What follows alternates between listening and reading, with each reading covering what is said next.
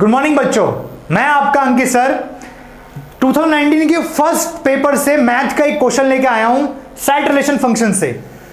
तो आप सब लोग इस वीडियो को एक बार पॉज करके इस क्वेश्चन को ट्राई करिए। अच्छा, आप लोगों ने ये क्वेश्चन अब ट्राई कर लिया होगा। मैं आपको बताता हूं कि एनडीए में आपको ये क्वेश्चन किस तरीके से अप्रोच करना है।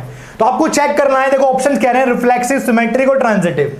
तो रिफ्लेक्सिव के लिए आपको करना है x से y रिलेशन बन रहा है तो आपको y के प्लेस पे x पुट कर देना है और x को x ही रखना है। इस इक्वेशन को चेक कर लेना है कि इक्वेशन सेटिस्फाई हो रही है या नहीं। X square minus 4x into x plus 3x square. अगर आप देखेंगे x square plus 3x square is 4x square and this is also 4x square, यानी इक्वेशन मेरी सेटिस्फाई हो रही है, यानी ये रिफ्लेक्सिव है। रिफ्लेक्सिव वाला जो ऑप्शन है वो कौन कौन से पर्टिकुलर ऑप्शन में आप देख सकते हैं, क्योंकि आप इस पर्टिकुलर क्वेश्चन को एलिमिनेशन से भी कर सकते हैं।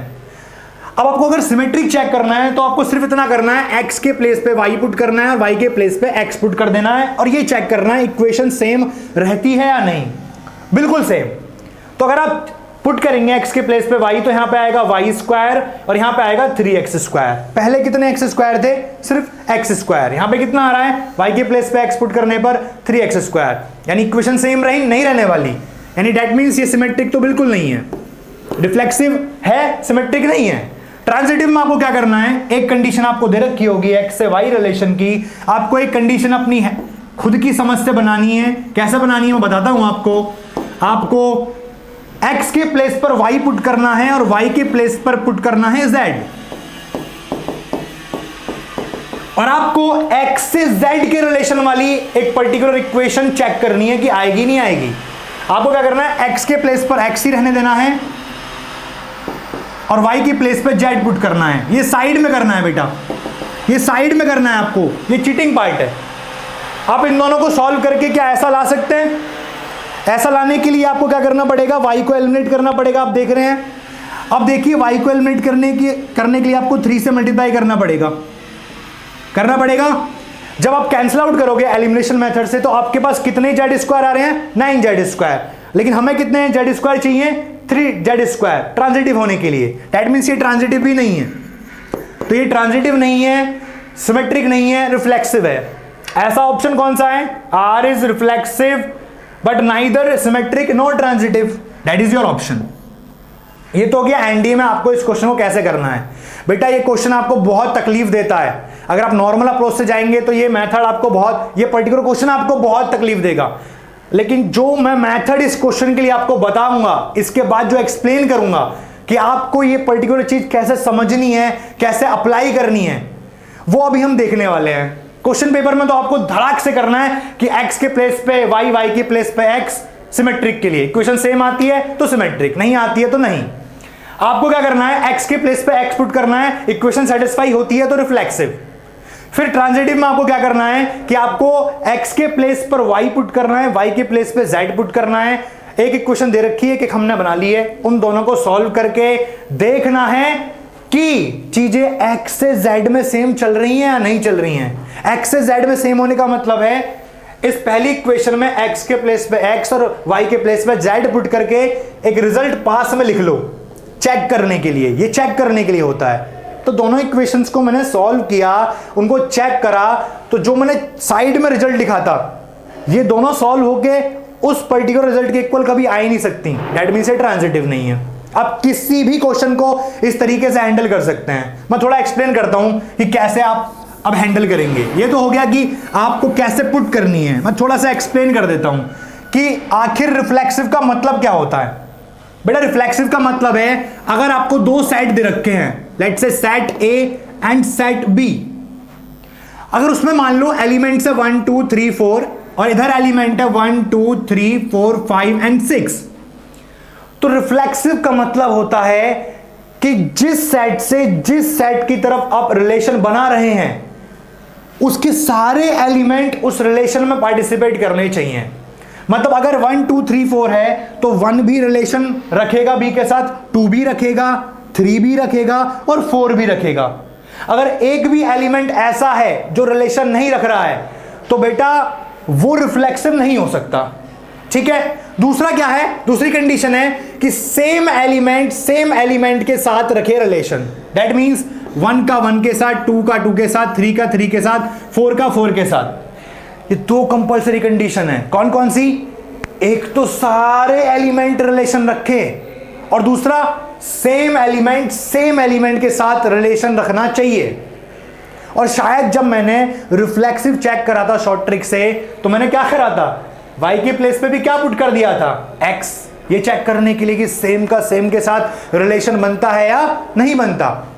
अच्छा, एक कंडीशन और, दो तो कंपल्सरी कंडीशन हो गई कि a से अगर b की तरफ रिलेशन बन रहा है तो a के सारे elements, all elements of a किसमें पार्टिसिपेट करने चाहिए, रिलेशन बनाने में। क्या बनाने में? रिलेशन बनाने में। दूसरा क्या है? दूसरा मैंने बताया सेम एलिमेंट का सेम एलिमेंट से बनना चाहिए रिलेशन। अब तीसरी होती है non compulsory condition. Non compulsory condition वो क्या होती है कि भाई हमारे सारे एलिमेंट रिलेशन बना चुके हैं, सेम के साथ बना चुके हैं, रिफ्लेक्सिव हो चुका है, अब इससे ज्यादा रिलेशन भी वो पर्टिकुलर जो रिश्ता है वो बना सकता है या नहीं भी बना सकता है। जैसे मैं 1 का रिलेशन बना दूंगा 5 के साथ, ये तब भी रिफ्लेक्सिव है, क्योंकि दो कंपल्सरी कंडीशन जो मुझे चाहिए थी वो तो हो गई। कौन कौन सी? ए के सारे एलिमेंट पार्टिसिपेट कर रहे हैं और सेम का सेम के साथ रिलेशन बन रहा है। अब उसके अलावा एक्स्ट्रा रिलेशन बन जाएं, नो प्रॉब्लम, ना बने नो प्रॉब्लम, कंपल्सरी कंडीशंस जरूर फॉलो होनी चाहिए। ठीक है, तो मैंने क्या पुट करा था जब मैंने चेक किया था रिफ्लेक्सिव, कि मैंने भैया x से y रिलेशन बन रहा था, लेकिन रिफ्लेक्सिव तो तब होता है जब x का रिलेशन x से बने।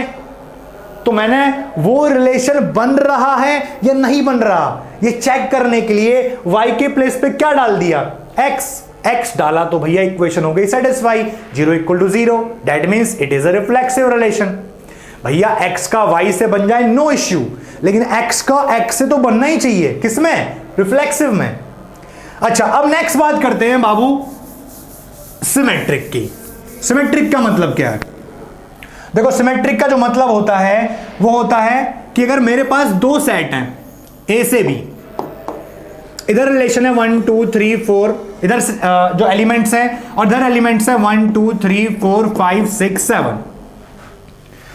अगर ये सिमेट्रिक होगा तो डेफिनेशन क्या होती है, छोटी सी डेफिनेशन है जो मैंने लगाई भी थी, x, y अगर रिलेशन बना रहे हैं तो y, x भी रिलेशन बनाने चाहिए। मतलब अगर 1 का रिलेशन 2 से बन रहा है तो 2 का रिलेशन भी 1 से बनना चाहिए। अगर नहीं बना तो सिमेट्रिक नहीं है। अच्छा, मैं ये नहीं कह रहा कि हर बार ही बनेगा, अरे नहीं बनेगा तो सिमेट्रिक नहीं है, बनेगा तो सिमेट्रिक है, दैट्स इट। लेट्स से अगर 1 रिलेशन बना रहा है 2 के साथ और 2 रिलेशन बना रहा है 1 के साथ, 3 रिलेशन बना रहा है 4 के साथ और 4 रिलेशन बना रहा है 3 के साथ, और मैंने एक रिलेशन बना दिया कि 4 रिलेशन बना रहा है 5 के साथ, तो अब मैं कह रहा हूं कि चेक करो क्या ये सिमेट्रिक है। तो आप कहेंगे सर 1 2 के साथ बना रहा था, यानी 1 2 के साथ बना रहा था तो 2 को भी किसके साथ बनाना पड़ेगा, 1 के साथ। बना रहा था क्या? बिल्कुल बना रहा था। 3 4 के साथ बना रहा है तो 4 3 के साथ बना रहा है, यहां तक सिमेट्रिक चल रहा है।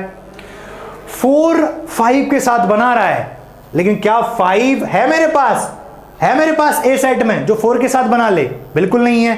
दैट मींस भैया ये तो कंडीशन को फॉलो ही नहीं कर रहा, तो ये कैसा है, सिमेट्रिक नहीं है। समझ में आई ये डेफिनेशन? और इसी डेफिनेशन को मैं as a short trick use करता हूं। अच्छा, अब रिफ्लेक्सिव और सिमेट्रिक में डिफरेंस बताता हूं, बड़ी प्रॉब्लम होती है। रिफ्लेक्सिव में मैंने बताया कि ए सेट के सारे एलिमेंट पार्टिसिपेट करने चाहिए रिलेशन में, लेकिन यहां पर ऐसा भी हो सकता है कि कोई ऐसा एलिमेंट ए में उपस्थित हो जो रिलेशन ना रखे बी के साथ। क्योंकि क्या यहां पे मैंने कोई भी कंडीशन बताई कि ए सेट के सारे एलिमेंट रिलेशन बनाएंगे? बिल्कुल नहीं बताई। रिफ्लेक्सिव में बताई थी? हाँ बिल्कुल बताई थी।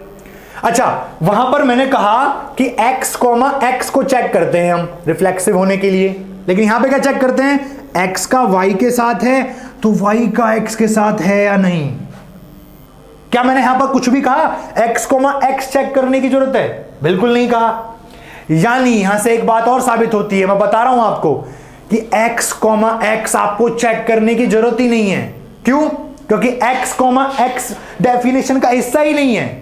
मतलब अगर ऐसा रिश्ता बन रहा होता 1 से 1, तो 1 से 1 को मुझे चेक ही नहीं करना, ये ऑलरेडी सिमेट्रिक होता, ये ऑलरेडी सिमेट्रिक होता। सेम का सेम के साथ अगर रिलेशन दे रखा है तो उसको हमें चेक नहीं करना। एक छोटी सी बात और बता रहा हूं, क्योंकि डेफिनेशन में x कॉमा x है ही नहीं, मतलब हमें उसको चेक करना ही नहीं है, वो तो ऑलरेडी सिमेट्रिक है। मुझे तो डिफरेंट वाले रिलेशन को चेक करना है। 1 से 2 बन रहा है तो क्या 2 से 1 बन रहा है? अगर बन रहा है तो सिमेट्रिक चल रहा है वहां तक। फिर 3 का 4 से, 4 का 3 से, अब तक भी सिमेट्रिक है। लेकिन अब 4 का 5 से तो बना, लेकिन 5 का 4 से तो बन ही नहीं रहा। That means it is not a symmetric relation. ठीक है, और इस छोटी सी डेफिनेशन को मैं as a short trick use कर लेता हूं। क्या शॉर्ट ट्रिक बताई है मैंने? x के प्लेस पे y पुट कर दो, y के प्लेस पे x पुट कर दो, और ये देखो इक्वेशन सेम रहती है या नहीं।